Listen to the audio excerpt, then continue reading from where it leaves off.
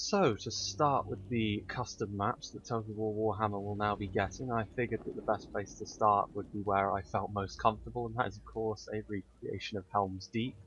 A pretty damn good one as well, considering it's a pretty early custom map. It's a very simple layout, but there is also no wall at the moment. It's not exactly a proper siege, it's just a sort of barricade to sort of simulate the wall, but I do believe that this map is one of the ones that is going to be updated to be an actual siege, but nonetheless this is pretty cool.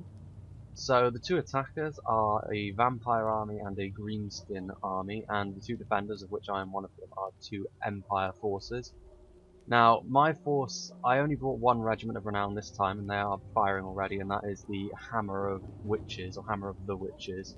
So I brought three great cannons, of which this is one of them, and that will force them to come forwards. The main bulk of my army I brought was halberdiers and crossbows. I really brought the meat of the army, so I've got quite a lot of numbers, and the halberdiers, they are going to be plugging up the gaps, of which there are only two that the enemies can come through, but the greenskins and the vampires are fairly aggressive factions anyway, I've noticed, so they are going to be coming forward. My crossbows are back here, getting ready to help. I've also brought a couple of demi-griff knights with halberds. This will be good for dealing with any of the bigger stuff that they've brought, so the greenskins have brought giants.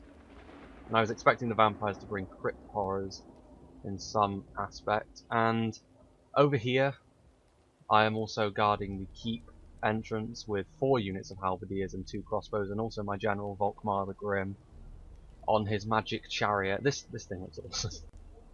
Like, how could you not put him on this? It's pretty expensive, and honestly, Volkmar is kind of vulnerable in melee. He's more of a hero that buffs your infantry units and himself to get by. You can't just leave him in melee like Karl Franz and expect him to sort of beast out the damage. So he will be over here, ensuring that this smaller force doesn't break and holds, while the main bulk of our armies are over here. Also, my allies brought an Amber Wizard and some flying units, so some Empire captains. He's actually got 2 Amber Wizards that are flying, so that's interesting. He's also got some more elite units. He's got some mortars, and he's got some handgunners, and he's also got some great swords. I've also brought a Witch Hunter. So my army's pretty good for dealing with the vampires. The greenskins, though, it remains to be seen. We'll now go to normal speed.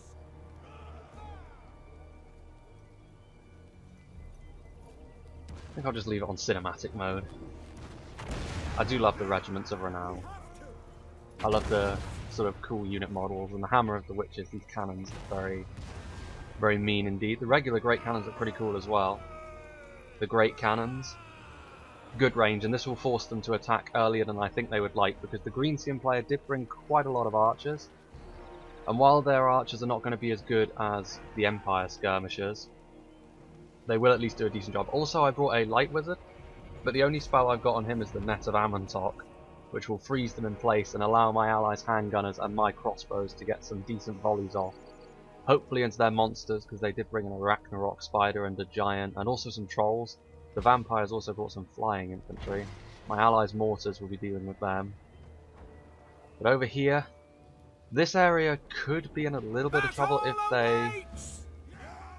at least if they've committed all their forces here. I think if they don't have most of the vampire forces or greenskin forces coming up this ramp, the halberdiers should be fine with the buffs that Volkmar is giving them. And in comes the Terrorgeist. I believe this is no, it's the Red Duke on a Terrorgeist, and he's being flanked by a unmounted Terrorgeist, or unmanned Terrorgeist. But ultimately this is not an engagement that the vampires are going to win, because my allies' flyers are all over here, and my crossbows are here, and my halberds are here, and they have a bonus against large. So without any infantry to help pressurize ours, they're not going to get very far over there. Meanwhile over here, this line of halberdiers is a little thinner, and the Ragnarok and the Giant will smash through them if we're not careful, but fortunately I'm casting the Net of Amontok now to keep the spider in place, and this will give us a good opportunity to use the cannons and the crossbows and the handgunners against them. Here, however, we have the flyers coming in to try and disable the mortars. My ally does have a unit of demigriff knights with halberds of his own, but against 2 Terrorgeists, this might be a little much even for them, but it is also going to cause a lot of damage to the vampires' leadership. And if the vampires lose their leadership, they're in trouble. Now, however, the greenskins are committing some savage orc biggins to the fight. Unfortunately, though, these guys have not a lot of armor, so the crossbows are going to shred through them. The crossbows are going to get a lot of value for money here. Again, they should have supported their flyers with this infantry when they had the chance, if they were going to smash through here. There are some... oh, these are the Crimson Killers. One of the best, if not the best, single infantry unit in the game as of right now, I believe, the Crimson Killers. But even they are going to find it difficult to get through here simply because of the defensive position. There isn't enough of them to smash through with brute force. Meanwhile, heading back over here, we can see that the Orcs are getting their archers into position to try and deal with the mortars that we've got. Meanwhile, the Halberdiers are going to struggle against the Arachnarok without support. There's also Wurzag in the mix, and some trolls and some zombies. So I did commit my demigriffs with halberds to try and deal with the Arachnarok Queen. This is the upgraded version of the Arachnarok. This is going to be good though, because the Arachnarok is eating a lot of fire and also is dealing with units that have bonus versus large. So the Arachnarok Queen will drop here, and that's a lot of money that the greenskins sank into that. The giant is still there. The trolls are breaking. The zombies are crumbling. But my halberds here are looking decidedly thinner for that charge, but they are still standing. And here comes the Claw of Nagash. Although I think that is actually going to break off and try and support the attack up the ramp to the keep, which I actually don't agree with. I think the attack towards the keep is sort of a lost cause, and they should push through here because the infantry line is looking pretty thin. And now the Graveguard are coming, and I do get another net of Ammontok off, but I can't really capitalise too much on that because my crossbows are a little bit too far back. Meanwhile, my demigriffs are going to cycle charge. So over here, we're going to hold for the time being because the Claw of Nagash is leaving. And over here, their forces are breaking. And I did use a couple of battle prayers with Volkmar the Grim. And over here, I took no losses at all. So my halberdiers stood firm. They didn't even reach the halberdiers, I'm pretty sure. Well, actually, no, they did. They just about reached them, but by then they broke because of the crossbow fire and Volkmar's battle prayers. And my ally is spawning up some feral manticores with his Amber Wizard, which means we're going to have a lot of flying presence on the battlefield. Over here, meanwhile, Wurzag did use one of his spells on my ally's version of Volkmar. So over here, we are actually looking a little bit thin on the ground. There are some Blood Knights here as well, and they are very deadly on the charge. So the Halberdiers not looking too good. I'm trying to get my cannons into position to fire on the Blood Knights because they were a little bit far back, and I am going to commit my demigriffs with halberds. The Blood Knights and the demigriffs with halberds are very evenly matched, but here I think we're going to have the advantage because of our skirmish presence, and he hasn't backed them up with the Claw of Nagash. Meanwhile, over here, the Claw of Nagash is here, and he is going up towards the keep again, and they are shifting some of their infantry over here. So I decided to attack outwards with my halberdiers and try and push them down. I'm also going to use Volkmar on his chariot to lead the way. He's going to buff the halberdiers, and hopefully we can take out the Claw of Nagash pretty quickly, because this is the unit that is most dangerous for our enemies right now. It does decent damage to them, to what is around them, and it causes regeneration, and it also harvests magic, which is going to be a problem because the vampire magic is pretty strong. Meanwhile, my ally committed his greatsword, so now the infantry line over here is strong once again, and they're going to have a real problem getting through here. They do still have a giant, but he's bloodied up, and ultimately I don't think they have enough infantry to push through here anymore, especially not with my demigriffs still running around and my cannons now in position. Meanwhile,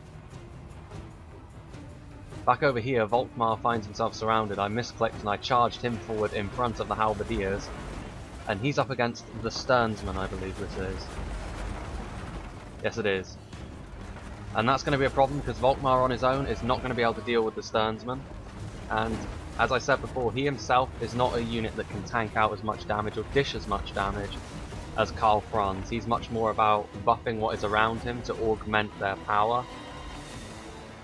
We did kill the Claw of Nagash, and I am now going to charge my halberdiers in to try and save Volkmar. The Graveguard are crumbling, but ultimately Volkmar's in a lot of trouble here. Come on, Volkmar. Use your hammer. Get down off your plinth and show them how it's done. The halberdiers weren't getting into the battle quickly enough. The crossbows are shooting in, but ultimately I don't think it's going to be enough. If we have a look at the health of Volkmar, he is... well, he's still got a decent amount of health, but the Sternsmen regenerate, and that's going to be a real problem. Volkmar is now using his spells, and the vampires are crumbling. Meanwhile, back over here, the Orc archers are not going to be a match for our skirmishers. The vampires still have a decent amount of infantry, and the Crimson Killers are now in the fight. But they waited too long to deploy the Crimson Killers. If they were over here when my halberds were looking thin, and they poured in, they would have had more of a chance. But as it is, I was able to cycle charge with my demigriffs, and that was really that. Back over here, Volkmar still in amongst the Sternsmen, and he's not looking good now. And he died.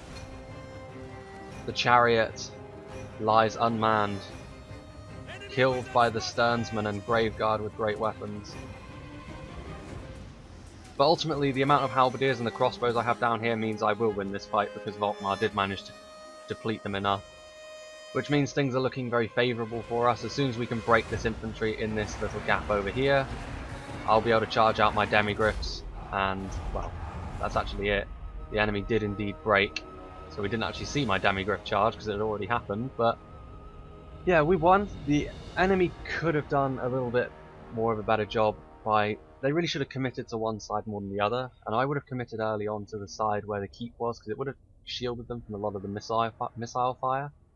But seeing as they did commit over here, they had a chance to smash through, and they didn't take it, which is a bit of a shame, because other than that, it was a pretty damn good fight. The Empire skirmishers and cavalry ultimately won the day there, and buffs. The Light Wizard's Net of Amantot was also very, very useful.